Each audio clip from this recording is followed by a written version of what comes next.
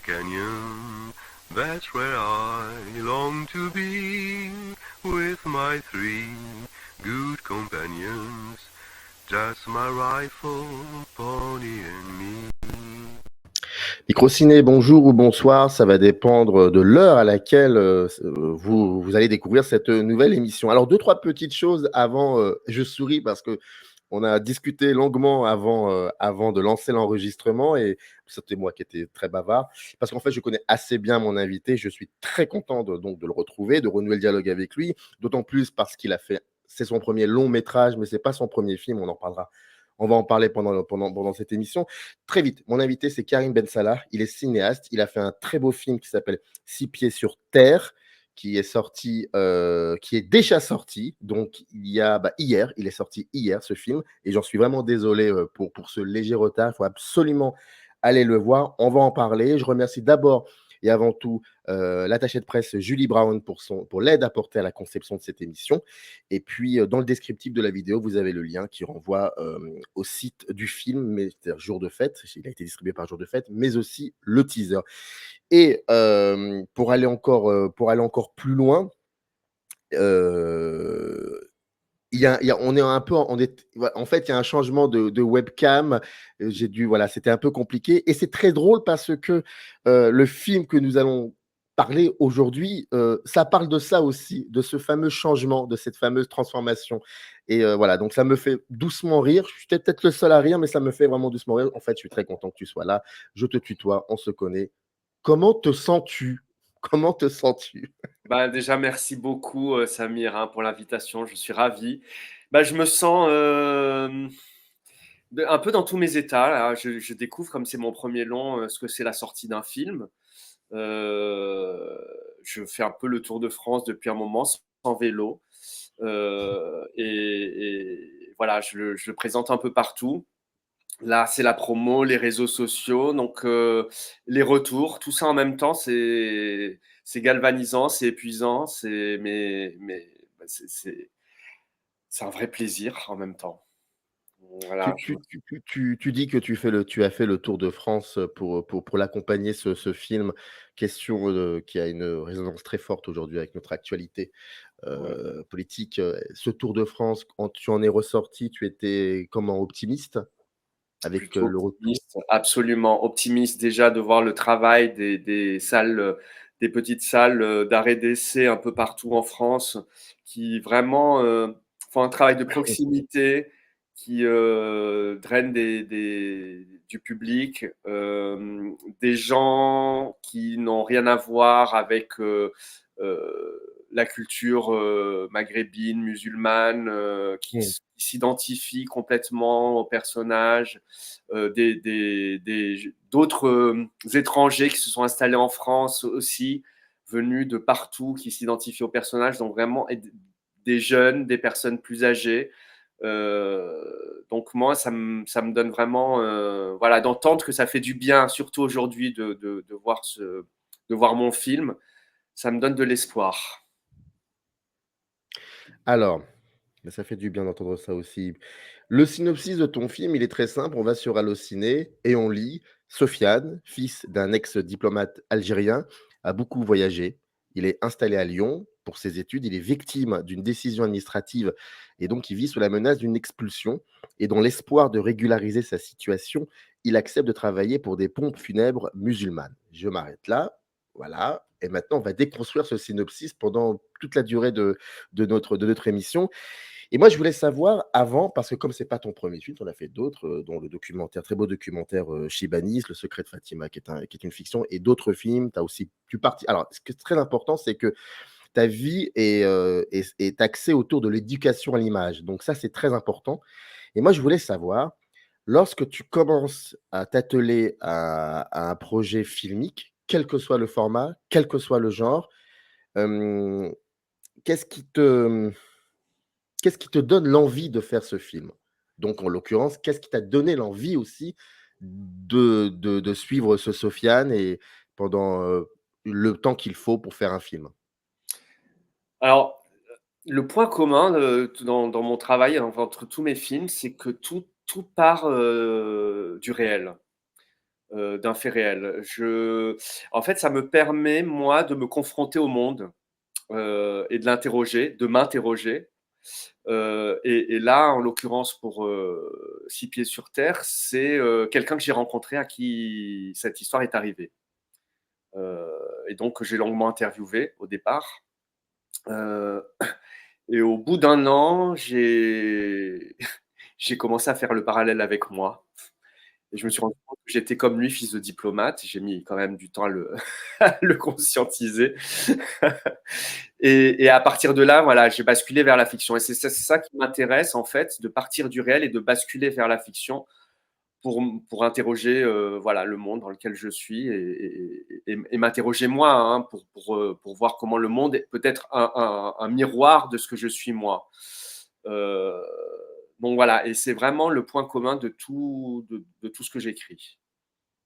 Mais je pense que lorsqu'on fait des films, et toi tu en fais depuis très longtemps, le monde, on ne fait que de le regarder, on doit être même, dans ce monde, on doit l'habiter. Donc comment tu as fait? C'est de la cuisine interne, mais moi ça m'intéresse beaucoup. Comment tu as fait pour finalement redémarrer de zéro, repartir de zéro, recommencer, tout depuis le début avec ce premier film? Eh ben, heu, après l'interview, je pense que ce qui m'avait intéressé au départ, c'était la situation de déclassement du personnage, qui se retrouve dans les pompes funèbres alors qu'il est fils de diplomate. Il a une éducation plutôt, bourgeoise, laïque et il se retrouve un peu étranger parmi les étrangers d'une certaine façon. Mmh. Et ce qui a fait vraiment que j'ai démarré à zéro, c'est quand je me suis rendu compte au fur et à mesure de l'écriture que ce dont je parlais, c'était surtout de la question de la construction de l'identité, voilà, de la recréation de soi. Et ça a été ma rencontre aussi avec mon travail avec Jamel Belmahri, Mmh. le co-scénariste qui a fait un travail remarquable et qui se situe au même endroit que moi, parce que moi je suis fils de Brésilienne et d'Algérien, et je suis arrivé en D'accord. France à 18 ans, naturalisé français. Et Jamal est fils d'Autrichienne et de Marocain, installé en France. Donc on s'est beaucoup retrouvés et c'est vraiment ça qui a fait qu'on a redémarré à zéro le projet. Et vous êtes parti alors quand vous avez commencé à l'écrire ce scénario, vous êtes parti de quel détail, de quel point est-ce que vous avez commencé? Est-ce que vous savez déjà comment le film allait se terminer? Comment l'histoire allait se terminer, pardon? Comment vous avez travaillé là-dessus? Alors moi j'avais une V1 quand Mmh. j'ai pu avoir l'aide à la réécriture et du coup l'embarquer dans l'aventure. Euh, non, ça finissait pas du tout pareil. Au départ, j'avais fait du personnage quelqu'un qui s'intéressait à la photographie et qui commençait voilà, à photographier le monde autour de lui. Donc, on a laissé tomber cette idée-là euh, et, et, et Jamel a vraiment ramené ouais, cette fiction, en fait, on s'est il m'a permis de me détacher du personnage dont est inspirée l'histoire et de le ramener beaucoup plus à moi, en fait. Mmh. Euh, il a aussi, c'est ça, j'étais trop collé encore au réel avant qu'il intervienne et en fait, il a pris le temps de m'écouter. Ça, c'est important. On a eu de longs moments de discussion et je pense que c'est quelqu'un qui est rentré dans mon intimité de façon assez rare, heu et mais tout en douceur, vraiment sans avec beaucoup de finesse. Heu, En fait, on discutait de tout et de n'importe quoi. Mmh. Vraiment, de la politique, de la famille, il a vraiment appris à me connaître et à partir de là, je pense quand il a eu assez de matière, sur quelle était ma vision, du film, du scénario, de l'histoire et qui j'étais, qui je suis, on a pu se mettre vraiment à table et se lancer dans l'écriture. Est-ce qu'il y avait certains éléments, certains aspects de ce réel dont tu parles, donc du tien, mais pas que, finalement, ça peut être aussi de ce qui t'entoure, où, dans ces longues et longues heures de discussion, tu te disais: «Ah tiens, ça pourrait faire l'effet d'un autre film, je peux pas le mettre dans celui-ci». Je réfléchis, hein, ça fait tellement longtemps.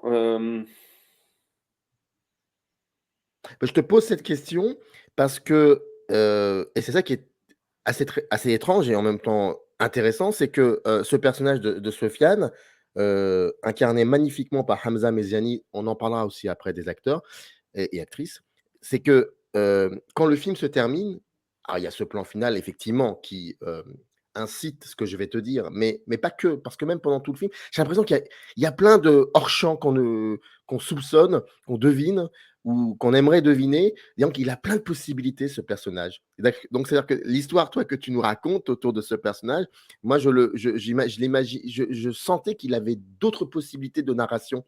Et donc, c'est pour ça que je te pose la question. Est-ce qu'il y avait des aspects comme ça de ce qu'il était lui, qui auraient pu faire aussi un autre film, Alors, dans le processus? peut-être pas un autre. Oui, alors c'est possible. Ce dont je me souviens, c'est qu'il me disait souvent: «Mais Karim, tu veux mettre beaucoup dans le film, il y a beaucoup de choses. Heu, Tu veux parler de la famille alors que finalement on voit pas tant que ça de la famille. Heu Comment parler alors qu'elle est absente, qu'il vit son histoire un peu à l'écart, seul?» heu Au début, voilà, on essayait de mettre quand même beaucoup de choses. En fait, c'est vrai que cette question de l'identité, comme je voulais pas du tout la réduire à la question de l'origine, Ouais. heu, je lui disais: «Mais Jamel, l'identité, c'est tout ça, c'est son rapport à l'amour, au travail, au genre, c'est son approche métaphysique du monde». heu et en fait, voilà, je voulais vraiment construire un personnage, heu, étranger qui ne soit pas réduit qu'à sa question de survie, en fait. Heu et voilà, que j'ai tendance à trouver un petit peu enfin très réducteur, et que voilà, que je voulais vraiment aborder, ça d'une façon, beaucoup plus large et donc universelle, en fait. Et donc j'avais tendance à vouloir un peu mettre, donc c'est vrai que ça aurait pu partir dans plein de directions. Maintenant, l'idée d'un nouveau film, ou d'un film à part, ça j'ai pas le souvenir, de l'avoir pensé. Dernière question sur le scénario, sur la construction, scénaristique. Moi, il y a quelque chose qui m'a beaucoup, impressionné aussi, c'est que, toujours c'est une sensation ou un sentiment, mais, le travail, fourni, nous offre une interactivité avec, les spectateurs. C'est-à-dire qu'on a cette sensation que, heu, si nous ne sommes pas là, le film ne se fait pas.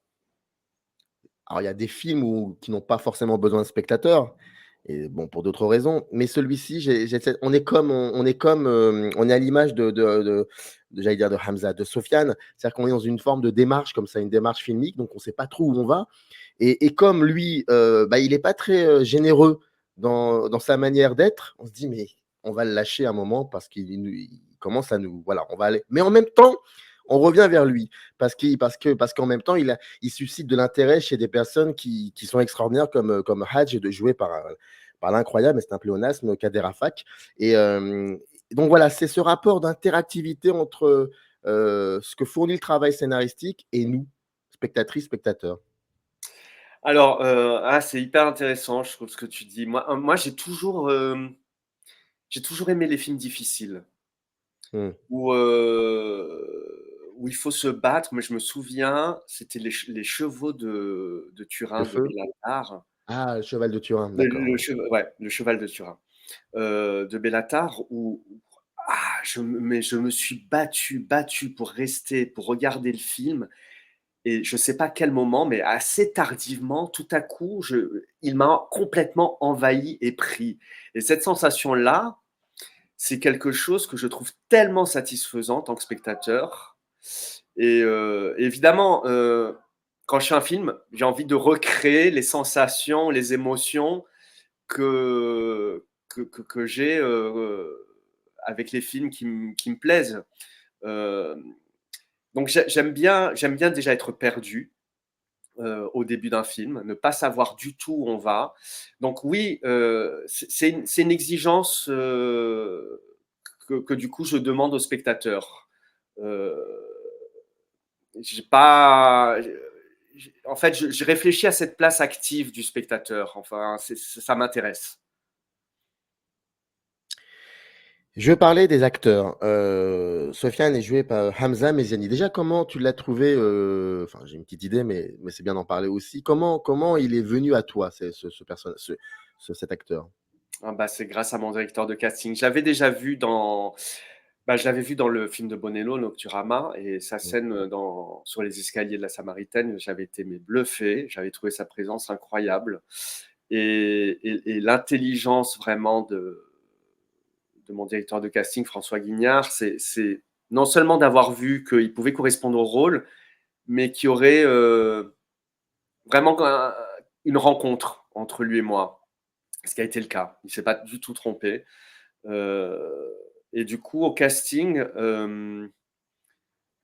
ben, il m'a surpris. Et ça, voilà, ça, être surpris par un acteur, c'est tout ce que je demande. C'est pour moi, c'est l'apparition de la magie en fait. Euh, c'est l'apparition de la liberté en fait du personnage. Mm. Il a quelque chose qui est incroyable, c'est qu'il a des moments où il se met en colère, et au sens littéral du terme, c'est-à-dire qu'il pique une colère, et c'est très impressionnant comment il fait pour toujours garder le ton. J'ai remarqué ça à 3-4 reprises. J'ai une image là où il prend un moment son collègue qui doit 4 fois plus baraqué que lui. Et il a une manière comme ça, et puis beaucoup plus grand et beaucoup plus épais que lui. Et ça m'a beaucoup surpris dans cette manière de se mettre en colère et de garder le ton. C'est très intriguant.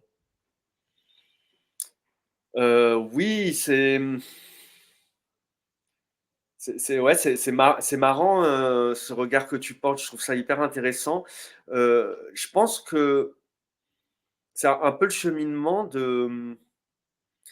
En fait, pour moi, c'est la question de la colère saine, en fait, de la colère qui n'est pas une colère qui doit naître, qui naît d'un conflit personnel, mais une colère qui sort d'un endroit de vérité du personnage. Et, et, et là, effectivement, ces moments de colère chez le personnage, c'est vraiment les premiers moments où il commence à s'engager en fait dans le monde. Donc, il y a quelque chose pour moi, vraiment de l'ordre de l'apparition d'une vérité profonde en lui.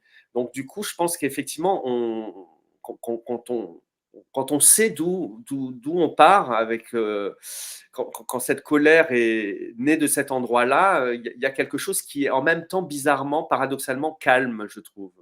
Mmh. Et qui crée aussi le rythme du film, finalement. Le film, c'est ça qui est très beau, c'est que le film, non pas prend son temps pour démarrer, ça veut rien dire, mais le film épouse le rythme changeant de ce personnage. D'où donc comme tu dis, un sentiment de perdition. Après, bon, le film a une vitesse de croisière vers la fin, mais on sait pas, on est complètement perdu par le changement de rythme qui épouse, finalement la transformation de ce personnage. Oui, oui, oui, complètement. C'est vrai qu'au début, c'est assez elliptique d'ailleurs. On, oui, on prend une vitesse de croisière. C'est vrai que le film prend ce temps-là au départ. Après, euh, bah, c'est écrit comme ça, hein. Je crois que ça s'est accentué avec au montage, en fait. Euh, bah, la question ça c'est vraiment, bah, c'est la question du rythme pour moi. Après, c'est de la musique. Mmh. Trouver le bon rythme du film, euh, c'est complètement musical. Mais c'est vrai que bah, il est dans cette perdition au départ, donc je pense que le film ne fait qu'accompagner en fait le personnage. On est dans ce temps perdu au départ et ce temps qui se trouve euh, à la fin. Donc oui, il y a cette drôle de, il y a cette rythmique particulière, mais qui s'est aussi imposée, je pense. C'est marrant parce que j'ai mis du temps à comprendre que en fait, mon film brossait le portrait d'un personnage, que Mmh. c'était le portrait d'un personnage. Et effectivement, le rythme, c'est ce portrait en devenir. Et cette petite musique qui donc effectivement on appelle ça aussi mise en scène, elle arrive, pendant l'écriture, un peu plus tard, ou alors, ça va être sur le tournage où quelque chose va se créer? En gros, lorsque vous écrivez ensemble, est-ce que déjà tu les vois ces plans? Parce que c'est ce que je te disais hors caméra, je te disais que, il y a bien une chose que je trouve, intéressante, dans le sens analytique du terme, c'est ce classicisme, dans ta mise en scène qui est assez étonnant parce que, on pourrait voir le scénario évoluer dans le film, mais c'est pas que ça. Il y a une espèce de discrétion dans cette mise en scène, qu'une forme de classicisme. Je te disais, je ne sais pas trop mettre de mots, j'arrive pas, mais c'est vraiment ça, moi, pas bluffé, qui m'a intéressé dans le film et qui pourrait, si on doit donner un exemple, parce qu'on est quand même dans le cinéma, il faut un exemple factuel. Ne serait-ce que toutes ces rares scènes, mais quand même, quand elles sont là, elles sont tenaces, où l'on voit, et ça va me permettre de parler de Hadj, joué par Kader Rafak. Hem, tous ces g Alors donc Kader Rafak joue le rôle d'un personnage qui travaille au pont funèbre et Sofiane va l'assister. Et c'est un personnage très, très, très intriguant, très mutique, il parle peu, il dit rien, il dit pas grand-chose. Il a une vie privée, on ne sait pas d'où il vient. On devine, il y a un moment par rapport à un tatouage, on devine un peu d'où il vient et ça fait connexion aussi avec un documentaire que tu avais fait qui s'appelait Shibani, en 2011 si je me trompe pas. Et bref, tout ça pour dire que la manière que tu as de regarder les gestes premiers de Hadj lorsqu'il travaille, il s'occupe d'un mort, c'est de ça dont je te parle au niveau du classicisme, de ce scénario, de cette discrétion et en fait, finalement, de cette élégance. Euh, alors oui, c'est vrai que je crois que c'est aussi dû à mon éducation cinématographique. Euh, le, j'ai beaucoup grandi, moi j'ai grandi en Haïti, en fait j'ai grandi avec la télévision américaine. J'ai beaucoup le cinéma américain en référence des années 70-80.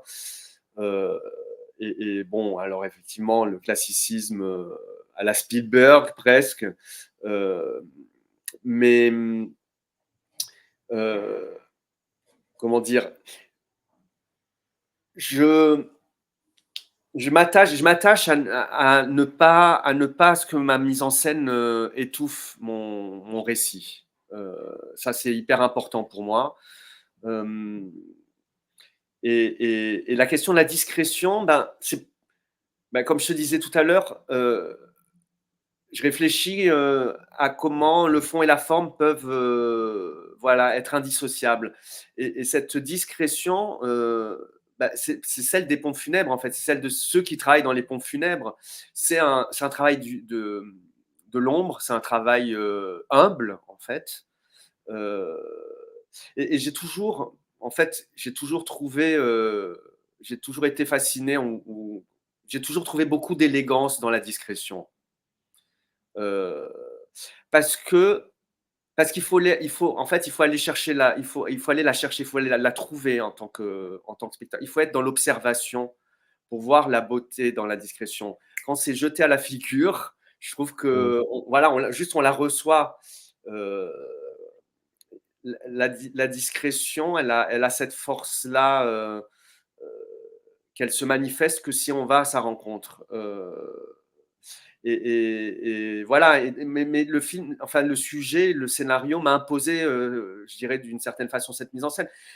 En tant que metteur en scène, je suis aussi en bataille, hein, toujours entre est-ce que je suis pas en train de faire quelque chose de trop classique, est-ce que voilà, qu'est-ce que je peux faire comme beau plan. Maintenant aussi, à l'inverse, je reviens quelquefois en arrière en me disant est-ce que ça va pas être trop beau et étouffer, étouffer ce que je raconte. Donc je suis dans une tension permanente, hein, par rapport à ça, c'est sûr. Mais le classicisme, en tout cas, c'est vraiment ce qui a influencé mon cinéma. Mmh. Euh, voilà, les Clint Eastwood aussi. Euh, voilà. Tu parles de l'univers des pompes funèbres, mais Oui, pardon, excuse-moi, juste je rajoute, je par t'en prie, exemple, je t'en prie. une des influences était, James Gray. Ah oui, Vraiment à tout moment, c'est juste le moment dans la maison, la nuit là, dans cette maison mystérieuse où il va et cetera. Heu, mmh, voilà, oui, oui. il y Oui, a bah, d'ailleurs, bah, c'est très bien que tu bah, c'est génial. Je dis tout le temps que c'est l'invité qui construit le rythme de l'émission, c'est jamais moi et mes questions. Mais oui, mais cette séquence-là, elle nous tombe comme ça, on s'y attend pas. D'ailleurs, lui-même ne s'y attend pas, hein, Sofiane ne s'y attend absolument pas, mais elle est très intrigante, ce genre de parenthèse que tu peux te permettre et dont je retrouve la frayeur dans un de tes précédents films qui s'appelle Le Secret de Fatima. Alors, bien évidemment, c'est quand même un film qui se déroule dans l'Alger des années 90, c'est-à-dire pendant la guerre civile ou les années noires, peu importe, il y a eu des morts, donc on s'en fout des titres. Et c'est là que j'ai retrouvé ça. Et je me suis posé cette question, cette frayeur très forte, qu'est-ce qui fait qu'elle s'est intégrée, s'est incrustée dans le scénario? Parce bah, que ça peut être perçu comme un moment, je me permets, hein, mais vas-y, c'est pas vas-y. provocateur. Ah si, peut-être un peu, allez. Ça peut être perçu comme une espèce de claque infligée par le cinéaste à son personnage pour le réveiller un peu. Parce qu'il est Ah réveillé, ah bah et oui, mais littéralement d'ailleurs, il la reçoit cette claque, d'ailleurs il a par reçu le personnage, absolument. Ah oui, oui, oui, oui, je le malmène un peu, hein, mon personnage. Il faut que je lui donne des claques. Heu, bah, parce que je pense que la vie nous donne des claques. j'ai rarement entendu un cinéaste me dire pas qu'il aime bien, mais comment dire? Délibérément a malmené son personnage. Ou alors j'ai pas fait attention. Oui, mais avec, avec, avec bienveillance. Avec bienveillance, puisque je finis par l'amener à un bel endroit quand même. Oui, c'est Hem, vrai. mais non, mais je crois que c'est la question de la alors il y a de la claque et puis la question de la brèche aussi. Ouvrir une brèche heu, dans un film, un petit peu comme, ce moment où, La mort aux trousses ou qui est un moment, pour moi complètement surréaliste en fait, de cet avion qui fonce, sur le Ah oui, personnage qui oui. se retrouve là au milieu et en fait, Mmh. c'est filmé de façon très réaliste mais en fait, dans la narration, pour moi, c'est vraiment de l'ordre du surréalisme en fait. Et j'aime beaucoup voilà, ouvrir ce genre de brèche là et c'était mon moment de brèche, voilà, dans cette séquence là. Non, mais c'est vrai que j'avais pas pensé à Hitchcock et La mort aux trousses. Effectivement, je note. Pour les pompes funèbres, sauf erreur de ma part, j'ai rarement vu des films de fiction, dont il y avait un moment ce décor-là, mais comment dire? Il est aussi associé à quelque chose qui a sa particularité et qui est très important dans le film, c'est la religion, c'est l'islam. Et tu me contredis si je dis une bêtise, hein. Mmh. J'essaie de prendre, de bien choisir les mots. Autant depuis un certain temps, enfin, je sais pas à toi que je vais le dire, c'est pas enfin, tout le monde le voit, très souvent cette religion est associée à la mort. Et c'est très paradoxal, le fait que dans ce film, dans cette histoire, il y ait ce décor qui est un décor mortuaire de base, il y a l'islam autour, mais en fait, et ça, il le film le dit très vite, et bah, ça va permettre à ce jeune Sofiane, finalement, d'être vivant, et le film le dit. Il y a tout ça, et c'est beau. Voilà, c'est pas une question, c'est beau. Je trouve ça, très nuancé, pour le coup. Bah, merci. C'est vrai que, bon, alors après, j'en ai pas parlé tout à l'heure, mais c'est vrai qu'avec Jamel, on s'est beaucoup, beaucoup interrogé déjà sur la question des représentations. Mmh. Heu, En fait, moi, venant d'une double culture, je vois le rapport à la mort que peut avoir d'un côté, du côté de ma mère, la religion chrétienne, mais bon, elle après elle est brésilienne, donc c'est aussi le Brésil, d'origine portugaise et cetera. Donc c'est, voilà, particulier, et le rapport à la mort, du côté de l'islam.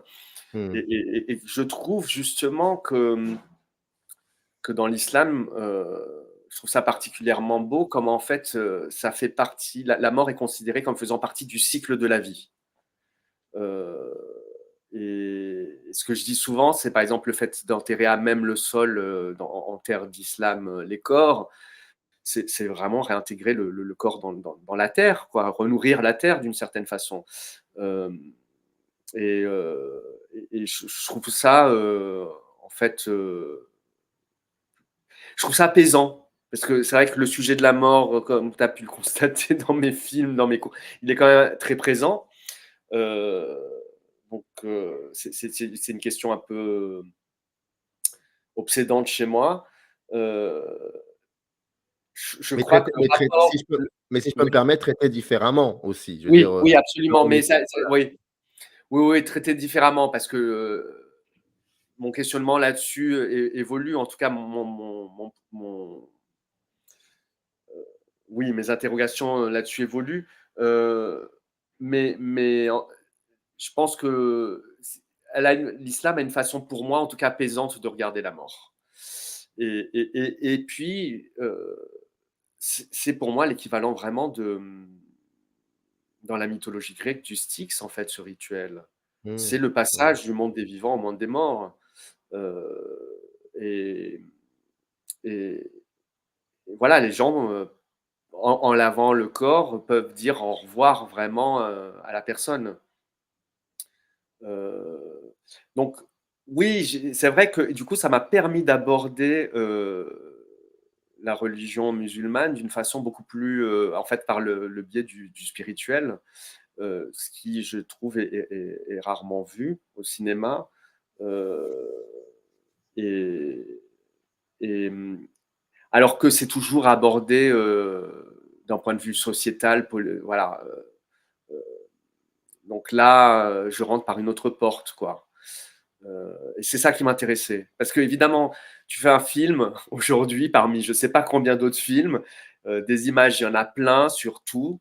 Donc forcément, avec Jamel, on s'est beaucoup posé la question, mais qu'est-ce qu'on a à raconter de différent, heu et puis bon, moi là, après l'aspect spirituel, m'intéresse particulièrement au point de vue, mmh. large. Heu, voilà, c'est une question qui m'intéresse. De par, voilà, tout ce qui m'a traversé dans ma vie, mes voyages, tout ça. Comment fait-on pour, heu, pour, heu, pour diriger, si tant est on dirige, un acteur comme Kader Rafak? Qui peut-être n'est pas connu du grand public français et j'en suis fortement désolé. Et si je me trompe dans ce que je viens de dire, j'en suis là encore plus désolé, mais Je ne pense pas. je ne Je ne pense pense pas pas, je ne qu'il pense pas. ouais, Mais ouais. qui est un qui a fait plein de métiers dans sa vie et qu'on connaît comme étant enfin moi je l'ai rencontré, enfin je l'ai rencontré via, Tariq Teglia comme beaucoup de gens Mmh mh. dans Inland, mais après on s'est aperçu qu'il était déjà dans les films de Dans Tariq Rome plutôt Diabiad que et dans Rome et puis dans ses courts métrages aussi, dans un court Antonio. métrage, je sais plus lequel. Mais après voilà, il a évolué, il a fait ce qu'il a mais et moi je me pose la question, je te pose la question, comment fait-on pour le regarder, pour écrire avec ou sur lui et pour le diriger ensuite? Alors j'écris ce rôle pour lui, hein. Moi, j'ai tout le temps de l'écriture, je ne pensais qu'à Kader. Je ne voyais personne d'autre faire ce rôle. J'ai, comme toi, découvert dans les films de Tarek Teghia. Et puis après, j'ai eu la chance de travailler avec lui parce que j'étais assistant réal sur le court-métrage d'Amel Kateb, Nous ne mourrons pas, dans lequel il joue. Donc l'histoire du tire-bouchon. Et du coup, voilà, je l'ai vu travailler. J'ai appris à le connaître. Voilà, j'ai rencontré quand même cette personne hors du commun. Euh, et, et en fait, Kader, c'est la première fois que je travaille comme ça avec un acteur. Euh, il a une façon de travailler qui est que j'ai jamais vue. Il rentre pas du tout dans le psychologique du personnage. Euh, il cherche la musique du personnage, le rythme interne du personnage, et une fois qu'il a trouvé, il se déploie complètement. Et il s'inspire aussi de ce qui se passe sur le plateau de tournage, de l'énergie et de l'ambiance du plateau de tournage. Et c'est comme ça qu'il construit son personnage. En fait, Kader, pour le diriger, il faut lui laisser sa liberté, je pense. Et j'ai jamais vu. En fait, j'ai une confiance entière en lui. Et il est. C'est marrant parce que c'est aussi un vrai intellectuel, Kader, mais il est très très instinctif dans son jeu. Euh, mais oui, en fait, j'ai pas d'autres mots.